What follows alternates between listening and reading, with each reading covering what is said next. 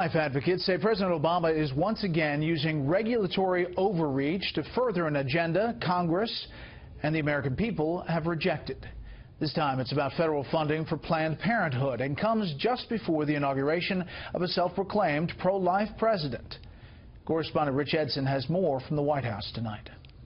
2 days before President Obama leaves the White House, his administration will enact a rule protecting federal grant money destined for Planned Parenthood, its affiliates, and other clinics providing abortions. Several states with Republican-controlled governments have tried to ban these providers from receiving federal grant funding.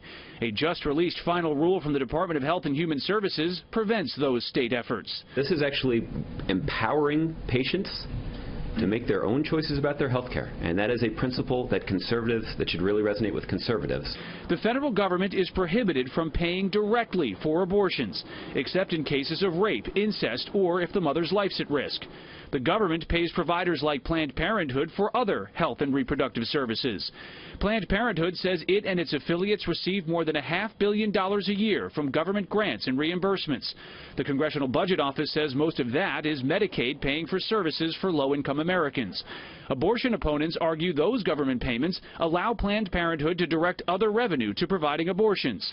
President-elect Donald Trump said in February he would support blocking federal funds from Planned Parenthood as long as it offered abortions. No, not while they do abortions. I've made that clear. Congressional Republicans say they will renew efforts to prevent any federal money from financing Planned Parenthood. Those dollars that are not going to Planned Parenthood and abortion clinics, we are going to do that and provide for that by having those dollars used in the more appropriate settings. Republicans say they want to instead direct funding to clinics without abortion services. And with Donald Trump in the White House, that could become law. And thanks to a Senate procedural maneuver, Republicans could pass a bill blocking all funding to Planned Parenthood with just a simple majority in the Senate and in the House. Next year they'll have that, and the White House. Brent? Rich Edson in the White House briefing room. Rich, thank you.